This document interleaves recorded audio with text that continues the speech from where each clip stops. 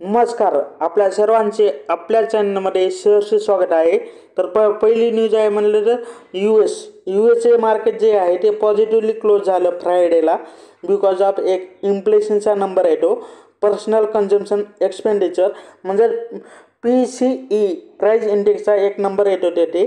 तो year on year पाहिला तर 2.4%ने वगैरे तो वाढलेला आहे. म्हणजे हा जो नंबर होता हा मार्केटच्या एक्सपेक्टेशनपेक्षाही कमी आलेला आहे. म्हणजे लास्ट वीकमध्ये तर फेडने वगैरे 0.25%ने वगैरे रेट कट केलेला आहे.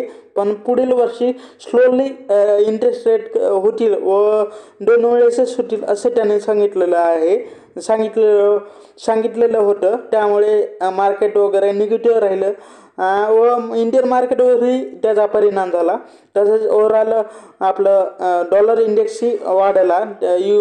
USची 10 इयर बॉन्ड यील्ड जी आहे ती 4.5%च्या पर्सेंटला परत वगैरे त्यांनी क्रॉस केलं. त्यामुळे रुपीज जो आहे आपला तो कमजोर झाला. म्हणजे 4.5%चे जर US 10 इयर G-Sec मध्ये वगैरे इंटरेस्ट मिळत असेल तर तेथे एक चांगला पैशाचा म्हणजे फ्लो वगैरे येत असतो. हे काही म्हणजे फॅक्टर लास्ट वीकमध्ये होते. हा फ्रायडेला हा नंबर आला त्याला म्हणजे त्यामुळे वगैरे थोडं पॉझिटिव्ह वातावरण झालं. लोकांना हा नंबर पाहून वाटलं की इन्फ्लेशन कंट्रोलमध्ये येत असेल तर जे की USला वाटतं वाढू शकतं इन्फ्लेशन वगैरे ते कंट्रोलमध्ये येत असेल तर एक्सपेक्टेशनपेक्षाही जास्त इंटरेस्ट रेट वगैरे कट होऊ शकतात. त्यामुळे मार्केटनं थोडं पॉझिटिव्हली याला घेतलं व ओव्हरऑल वीक पाहिलं तर निगेटिव्ह आहे. तर पुढील म्हणलं तर आपलं GST काउन्सिलची जी मीटिंग झाली आपलं इंडियाचे वगैरे तर त्याचे काही हेडलाईट बहुत तर म्हणजे पहिली म्हणजे सगळ्यात मोठा फॅक्टर होता म्हणजे एक्सपेक्टेड होतं की हेल्थ अँड लाईफ इन्शुरन्स जो आहे त्यावर GST काढून टाकले जाईल असं बोललं जात होतं. ते पुढे ढकलण्यात आलेलं आहे. म्हणजे बिकॉज ऑफ काही स्टेटना वगैरे यासाठी कन्सर्न वगैरे व्यक्त केली. तर त्यांना वाटतं की यामुळे वगैरे त्यांचा जो पोटेन्शियल रेव्हेन्यू आहे तो वगैरे मध्ये जाऊ शकतो किंवा कमी होऊ शकतो.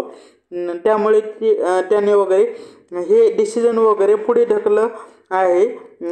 तसंच पुढील गोष्ट म्हणलं तर फूड डिलिव्हरी म्हणजे जे आपलं झोमॅटो स्विगी वगैरे डिलिव्हरीवर जो GST चार्जेस घेतो तो म्हणजे GST लावायचा का नाही तेही डिसिजन वगैरे त्याने पुढे ढकललेलं आहे. आणि पुढील मेजर डिस्कशन होतं की विकेंडला म्हणजे पॉपकॉर्नच्या GSTवर म्हणजे सॉल्टेड अँड स्पायसेस पॉपकॉर्न जो आहे त्यावर 12% GST लावली जाईल. विदाउट पॅकेजिंग वगैरे 5% आणि कॅमेरालाइज पॉपकॉर्नवर 18% वगैरे GST वगैरे लावली जाईल. यावर भरपूर काही डिस्कशन वगैरे झालं की या गोष्टी वगैरे सिंपल न करता हे कॉम्प्लिकेटेड करण्याचा वगैरे प्रयत्न आहे.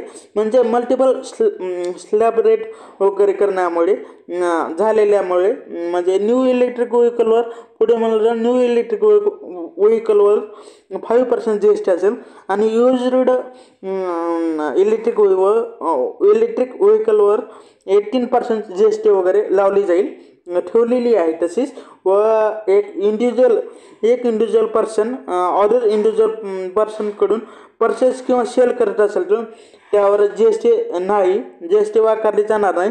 आणि तसंच जीन थेरपीजवरही म्हणजे उपचारावर वगैरे सूट दिलेली आहे. व आपलं आविएशन टर्बाईन फ्यूल जो आहे त्या फ्यूलवर वगैरे GSTच्या अंडर वगैरे ते फ्यूल आणायचं का नाही हाही डिसिजन वगैरे त्यांनी पुढे ढकलला आहे. काही स्टेटच्या प्रेशरमुळे हे काही मेन फॅक्टर वगैरे होते. तर पुढे म्हणलं तर सेन्सेक्स म्हणजे सेन्सेक्सला वगैरे मंडेला वगैरे रेजिलिन म्हणजे रिजिक होणार आहे. म्हणजे त्यामध्ये काही मेन चेंजेस वगैरे होणार आहेत. म्हणजे झोमॅटो आता त्यामध्ये झोमॅटोची एंट्री झाली आहे आणि JSW स्टीलचे वगैरे त्यातून म्हणजे झोमॅटोमधून आऊट झालेला आहे. त्यामुळे वगैरे जवळपास झोमॅटोमध्ये वगैरे 4,000 करोड प्लसचा वगैरे इन्फ्लो येऊ शकतो. अँड JSW स्टीलमधून वगैरे 2,000 करोडच्या जवळपास वगैरे आउटफ्लो वगैरे येऊ शकतो. तर आता झोमॅटोची वगैरे एंट्री सेन्सेक्समध्ये झालेली आहे. ही एक इंटरेस्टिंग गोष्ट आहे. पुढे म्हणलं तर वेदांता ग्रुपने त्यांच्या डीमर्जरमध्ये आता चेंजेस वगैरे केले आहेत. म्हणजे त्यांनी प्लॅनिंग वगैरे करत होते की ती पहिलं 6 पब्लिक लिस्टेड एंटिटीज लिस्ट करणार आहेत असं त्यांनी म्हटलं होतं. 2023मध्येच ही अनाऊन्समेंट त्यांनी केलेली होती.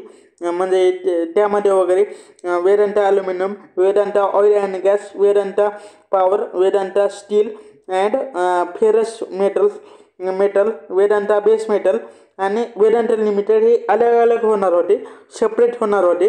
व वेदांता झिंक जी कंपनी आहे ती वेदांता लिमिटेडमध्येच म्हणजे वेदांता लिमिटेडचंच पार्ट असेल किंवा आहे.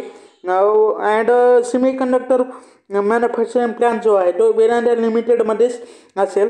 तर त्याने आता सांगितलं आहे की हा जो वेदांता बेस मेटल जो आहे तो वेदांता लिमिटेडमध्येच असणार आहे. आम्हाला डेट अलोकेशन थोडं ऑप्टिमाइज करायचं आहे. आणि ओव्हरऑल व्हॅल्युएशन जे आहे ते अनलॉकिंग करण्यासाठी वगैरे थोडा टाईम त्यांना पाहिजे होता, म्हणून थोडा विलंब करू इच्छितात ते.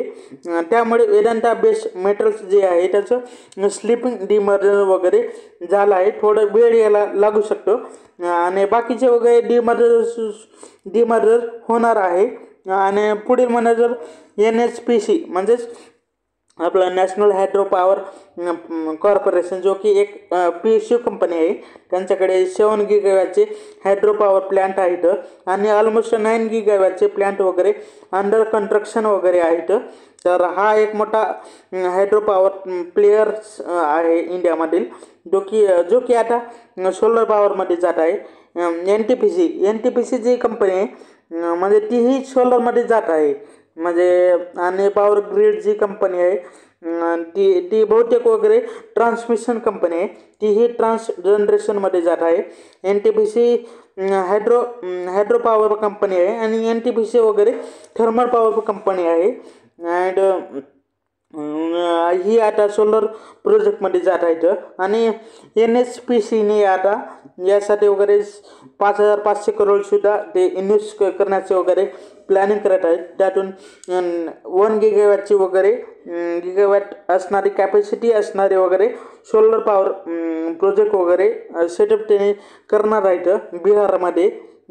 यासाठी बिहार गव्हर्नमेंटसोबत त्यांनी MOU साईन केलेला आहे.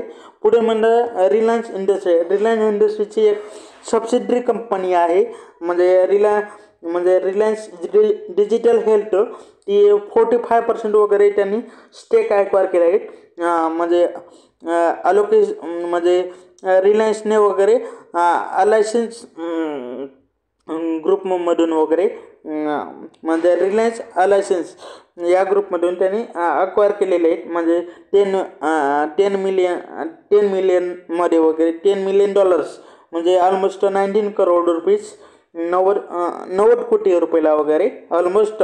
म्हणजे इकडे तिकडं असू शकतं. हे एक व्हर्च्युअल डायग्नोस्टिक आणि केअर प्लॅटफॉर्म वगैरे आहे, ते डेव्हलप करण्यासाठी प्लॅन करत आहेत. म्हणजे सेवानिवृत्त लोकांसाठी वगैरे. हा एक US based health care company आहे, मेजरली अंडर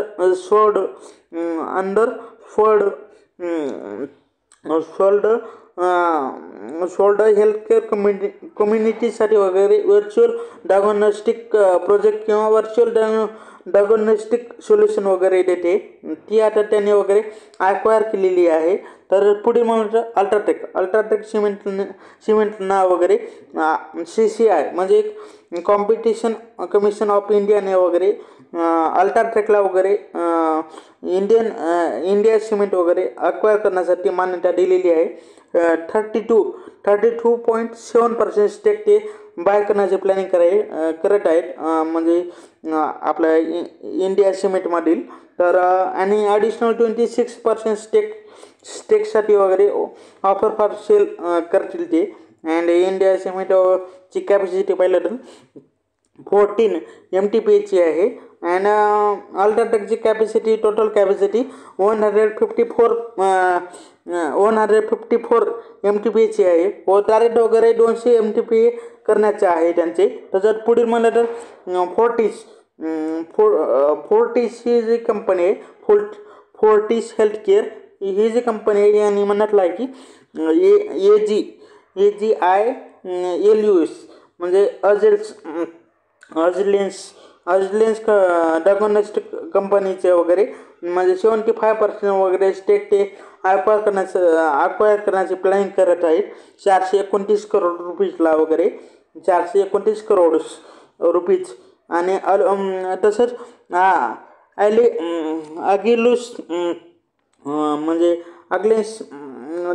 अगलेनच्या वेबसाईटनुसार वगैरे तर म्हणजे यांच्या वेबसाईटनुसार म्हणजे बिगेस्ट डायग्नोस्टिक प्लेयर आहे इंडियामधील. आणि त्यांचे 400+ लॅबोरेटरीसुद्धा आहेत आणि 4000+ म्हणजे कस्टमर टच पॉईंट आहेत आणि 30+ युनियन टेरिटरीज आणि स्टेटमध्ये ते मधील 532 डिस्ट्रिक्टमध्ये सुद्धा ते आता ॲक्टिवली काम करत आहेत. तर त्यांनी वगैरे 7.5% आता त्यांनी वगैरे 7.5% स्टेक वगैरे अक्वायर केलेले आहेत. म्हणजे आपलं ही ॲल्बोनी आपले ह्या कंपनीमधील अजलेन्स डायग्नोस्टिकमधील कंपनीचे शेअर त्यांनी अक्वायर केले. ते जे स्टेक आहे ते 31% पर्यंत वगैरे स्टेक अक्वायर करण्याची सुद्धा ते प्लॅनिंग करत आहेत, ज्यामुळे त्यांचे डायग्नोस्टिक डिव्हिजन जो आहे तो आणखी स्ट्रॉंग होऊ शकतो यामुळे वगैरे. तर पुढील म्हणलं तर MOD म्हणजे मिनिस्ट्री ऑफ डिफेन्सने वगैरे L&T सोबत वगैरे एक डील साईन केली आहे, म्हणजे 7,629 करोड रुपीजला वगैरे. तर 100 मोर K9 ओझर आर्टिलन्स गन्स बनवण्यासाठी वगैरे. आणि L&Tने फेब्रुवारी 2021 सुद्धा ऑलरेडी 100 गन्स वगैरे त्यांना दिलेले आहेत. म्हणजे मिनिस्ट्री ऑफ डिफेन्सला त्यांना आणखी एक ऑर्डरसुद्धा मिळाली आहे आता. तर पुढील म्हणलं तर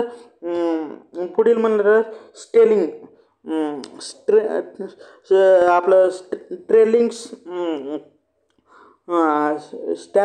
and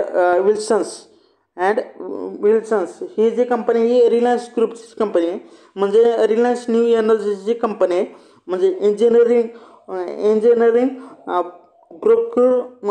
procurement and construction company आहे. मेजरली सोलर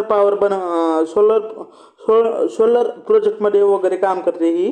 तर त्यांना एक 1200 करोडची ऑर्डर मिळाली आहे, तर गुजरातकडून वगैरे फॉर APC. तर म्हणजे यामध्ये वगैरे designing, engineering and installation component वगैरे करेल ओव्हरऑल सोलर पॉवर प्रोजेक्टसाठी वगैरे. शेवटी आपल्या व्हिडिओला लाईक आणि चॅनलला सबस्क्राईब करा आणि जास्तीत जास्त हा व्हिडिओ शेअर करा हीच विनंती.